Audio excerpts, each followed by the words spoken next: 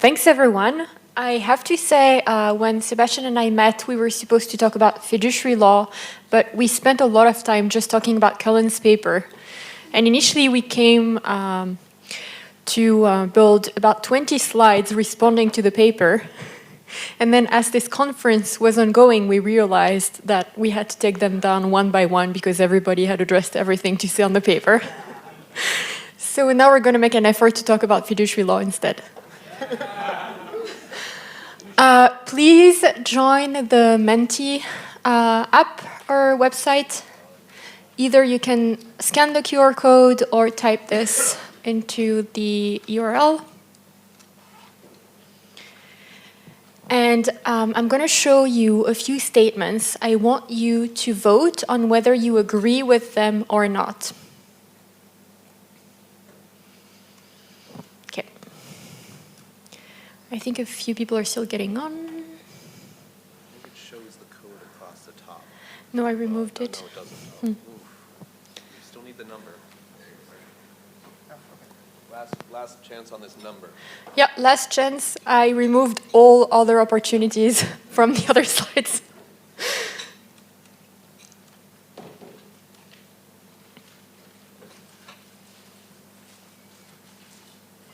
All right, so who agrees with the following statement? AI chatbots can perform tasks that are socially desirable.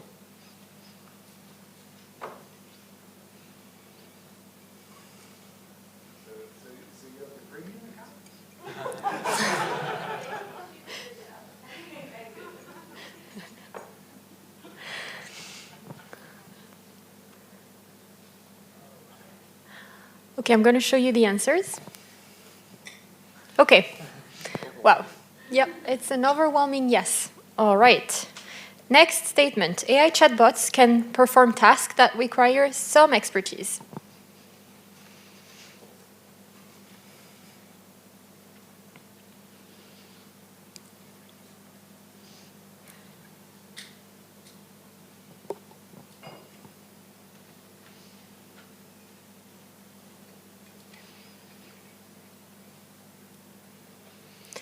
All right. Oh, okay. There's one person who disagrees, but mostly yes. Users of AI chatbots entrust them with confidential information. And of course, we're not necessarily talking about yourself personally.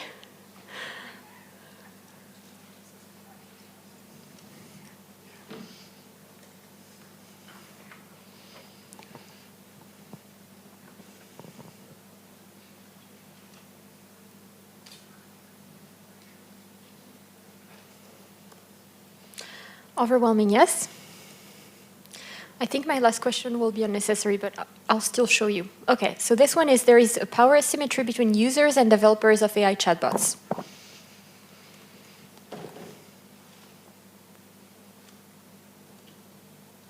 In which direction?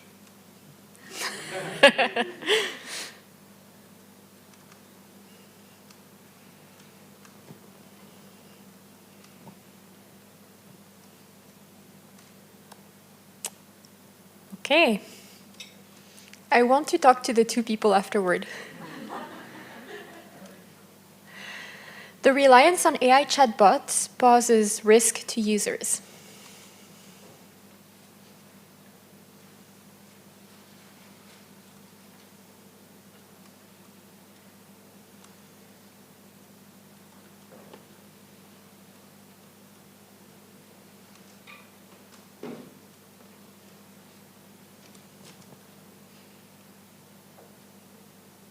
Okay.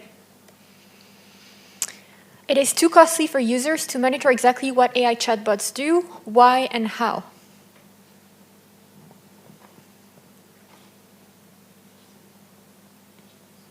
Users or developers? Users. Yeah.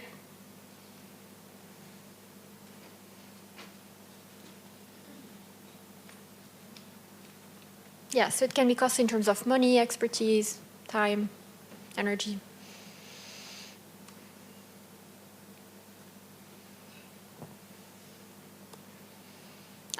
Okay.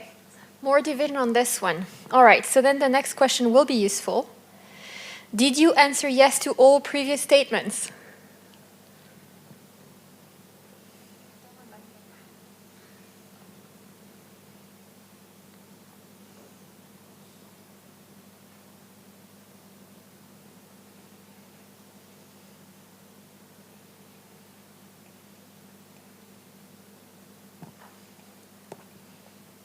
Oh, okay, 50-50. All right.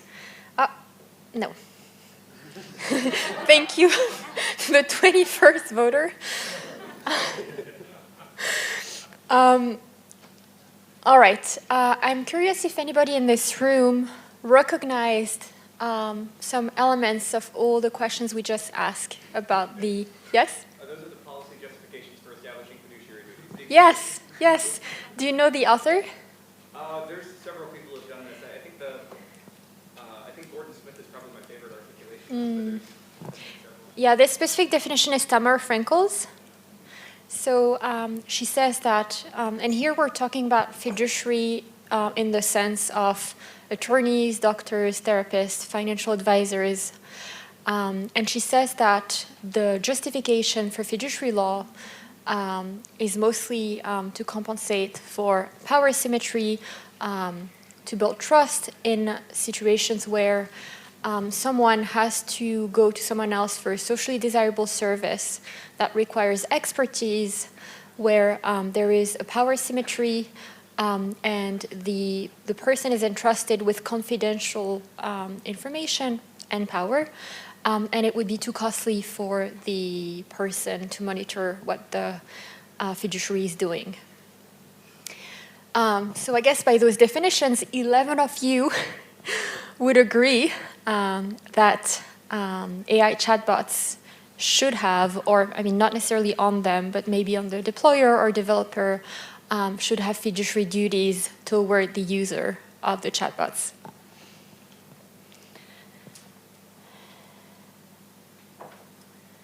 Okay, so we're going to move to our presentation. So we're going to talk about why and how fiduciary AI, which we mostly just did. We're going to connect it to the law following AI argument and do a bit of legal reasoning about legal AI agents, present our own model, actually. Okay, so like I just said, Tamar Frankel's and other authors' reasoning behind fiduciary law is this asymmetry of knowledge and power. There's an element of vulnerability where you have to trust someone else or an agent. There's an alternative justification for fiduciary law, which is the cost of contracting that would be too high. It would be really difficult to negotiate, draft, and enforce a contract about something that is very complex where you don't have the expertise. And so the idea is that if you didn't have fiduciary law to compensate for this, sometimes services would just not be sought.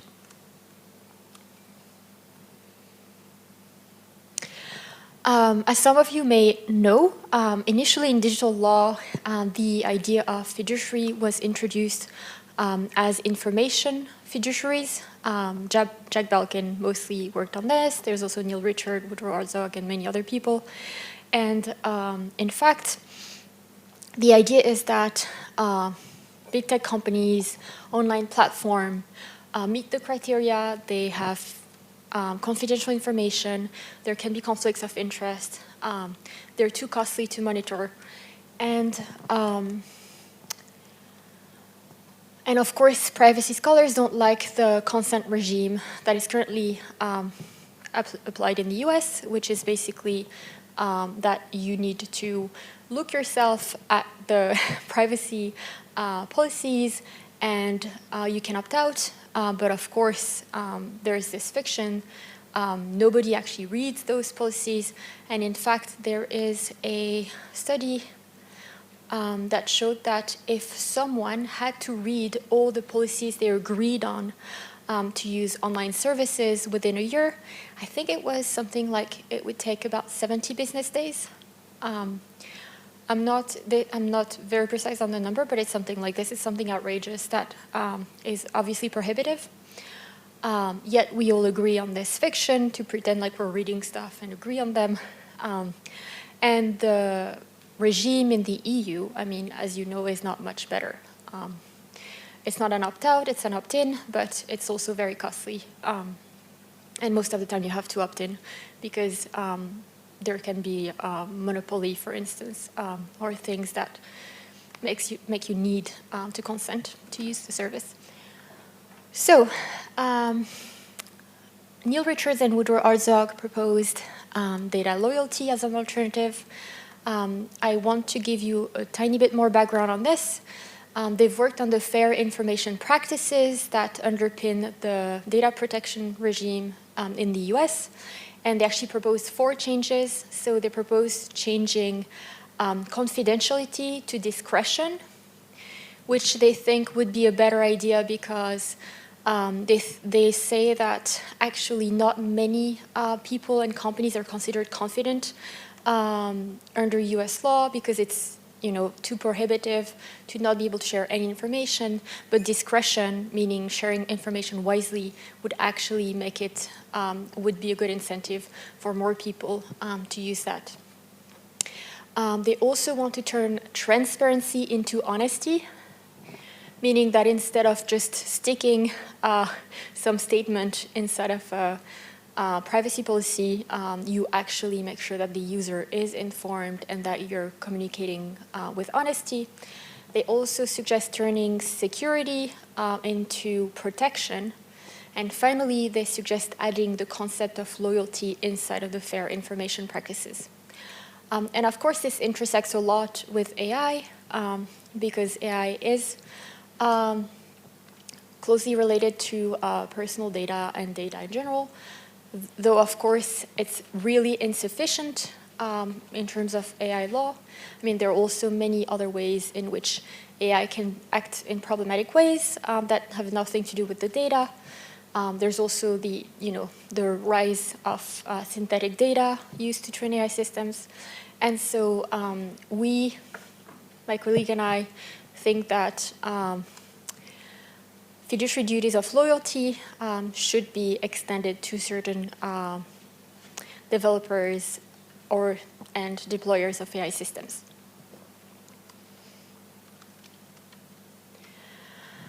A really interesting question, and I would love for the room to debate this when we're done presenting, is the question of whether AI systems should be obedient or whether they should act in the best interest of the principal.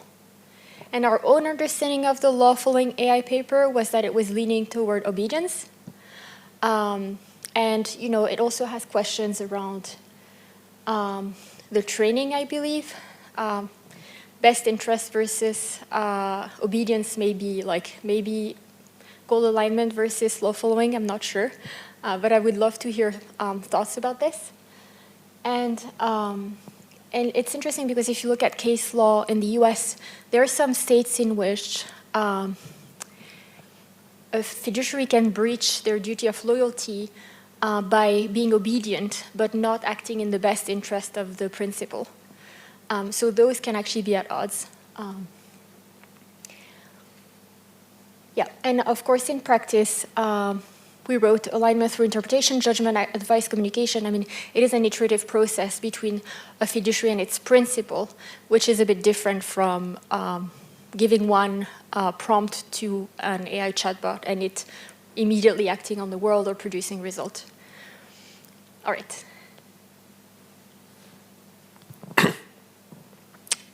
A couple other useful bits of fiduciary law from a non-lawyer, in case you don't think about this all the time.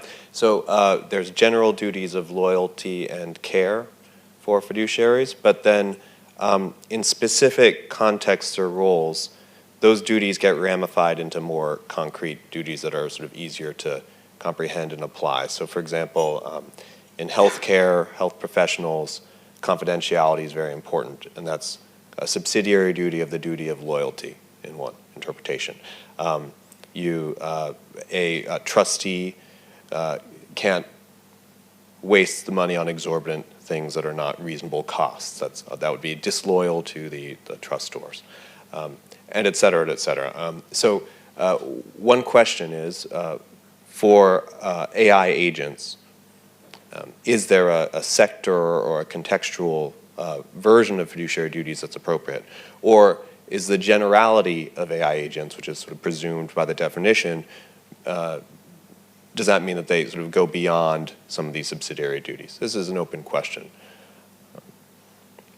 But I think one thing that is apparent in the literature on data loyalty and in Cullen's paper, et cetera, is that fiduciary duties, when applied to technology, implicate multiple principal roles. So one of the objections to sort of the data loyalty proposals from Kahn and Posen, I believe, is that, well, listen, if you try to apply this to a social media platform, you've got the people that own the platform, you have the advertisers, you have the users.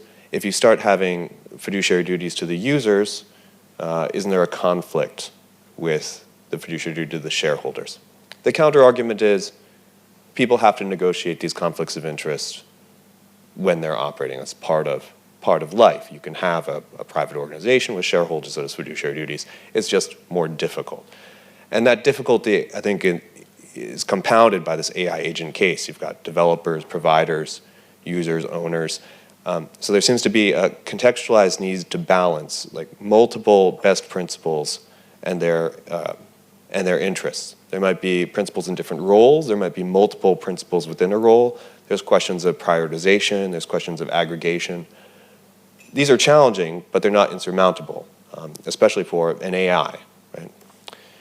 I think this is a point I feel like must be made. So for decades, we've been told that the AI that's coming is going to be an autonomous android. We've been waiting for data, right? The robot, right?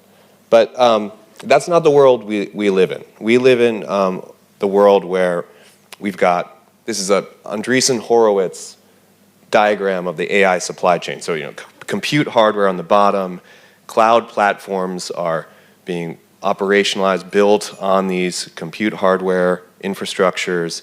There's multiple different sources of models, closed and open. There's application architecture. And any level of this stack can be owned and operated by a different corporation. So we don't have data. We have the three raccoons in a trench coat. That's our AI system and AI agent. However much the AI performs as a simulacrum of a single person, the reality can be many third-party services involved, and there's a lot of literature about just the complications this has for AI liability. But I think it speaks to this question of how to deal with law following AI as well. So in our interpretation of Cullen's paper, we see it as saying AI agents are AI systems that are generally capable of computer-based tasks to a sufficient degree. And the LFAI is an AI agent that has legal duties by design, and it's explicit that they're agents qua agency law, which we agree with, to the extent that they are anything, which they are not. We're saying that they are capable of reasoning about laws as well, presumably, as sort of those agential duties, and that this is a matter of sort of basic drive, and that the LFA will not, therefore, act illegally, which is what we want. We don't want this unlawful loyalty to principles. And I have to say, it was a wonderful paper, extremely thorough, extremely generative as like a launching point, and we're taking a constructively critical attitude towards it. Okay, so he wants me to do the criticism after doing the praise. Okay, so yeah, in our brainstorms, we thought, well, first off, we're not sure that LFAI is sufficient for legality. I think the talk yesterday about technical AI mentioned that you always train on past data. So for unsettled law, it's not the AI who's going to make the decision. Legal reasoning is actually extremely complex, and we are not sure that it's so much easier than goal alignment. Yeah, I mean, we're not sure either way. Yeah, we were thinking, well, it depends on access to facts, on context, on interpretation. And we also thought that the selection of laws at the design stage is prone to abuse and contest. So we're not sure this would be sufficient to make an AI behave lawfully. We're also not sure that it's necessary. So we were thinking that it might be sufficient to have lesser safety guardrails without trying to go for full law-following AI. Or, of course, you can restrict the deployment for the cases where it would be more likely that it would produce illegal results. We also had doubts about the rights and duties situation, but so many people have discussed this that I don't need to go into it. And basically we were thinking that anyway, like, legal reasoning is not technically solved right now. So yeah, these were our doubts, and we tried to come up with an alternative building on this model that Sebastian is going to present. So I'm not a lawyer. I'm a technologist, maybe, who hangs out with lawyers a lot. So here's my orientation towards this is like, how do we build this? But also, how do we reason about this? I think what I think is happening is, in order to program an AI agent to perform legal reasoning, we have to be able to do legal reasoning ourselves. And there seems to be, as demonstrated, many different ways of reasoning legally about these agents. And so to some extent, we've got a critique of the legal reasoning in Cullen's paper that we think also suggests a different technical design. So if you bear with me, the Cullen's paper presents a binary principal agent model in some sense. Of course, that's a simplification for presentation, but that limitation is not necessary in the design of the AI agent. Right? There's this idea of the AI system as an autonomous actor. That's data. He gets up, he walks around, he has breakfast. As opposed to an AI system that's 3 raccoons in a trench coat, constituted by market relationships between several different companies and network infrastructures. Right? There's the concept of duties as separable from rights. This has been dealt with very adequately by other speakers. We're emphasizing the relations of loyalty between actors. Right? And there's laws understood as internalized legitimate behavioral rules. The talk on automated enforcement, I thought, covered this beautifully. This question of, like, do we really care about the rules per se, or do we really want some kind of moral reasoning considering conflicting interests and goals? Principle of proportionality in EU law, other proportionality and balancing tests are sort of like this. So, the critique of the LFAI kind of model as written is there's a disanalogy between AI systems and legal persons. So, and we don't want our AI agent, when trying to reason legally, to be making this unrealistic leap, saying, what if I were the rule-bound human in this situation? Rather, why not give it information about its actual context and situation as a system and the interests and duties of all the principles and reason realistically about that. So this is a structural causal game. It has a formal semantics, but I'm hoping it's just intuitive enough, kind of as a diagram. The actors are color-coded, their actions are rectangular, facts are elliptical, and the outcomes or utilities are outcomes. So, I think what the LFAI paper is saying, interpreted in this way, is that there's laws, the designer knows the laws, the principal is going to try to tell the agent to do something, the designer is going to put some kind of code into the AI agent. The principal wants obedience. And the question is, how do we make this thing perform legally? And we know there's some sense of loyalty, ideally, between the agents and the principal and the agent and the designer. And the solution that's proposed, here's the problem. If the principal says, win the election for me, this is the henchman case, the AI agent thinks, oh, I'm just going to assassinate the other candidate. It's illegal. We're alarmed. What do we do?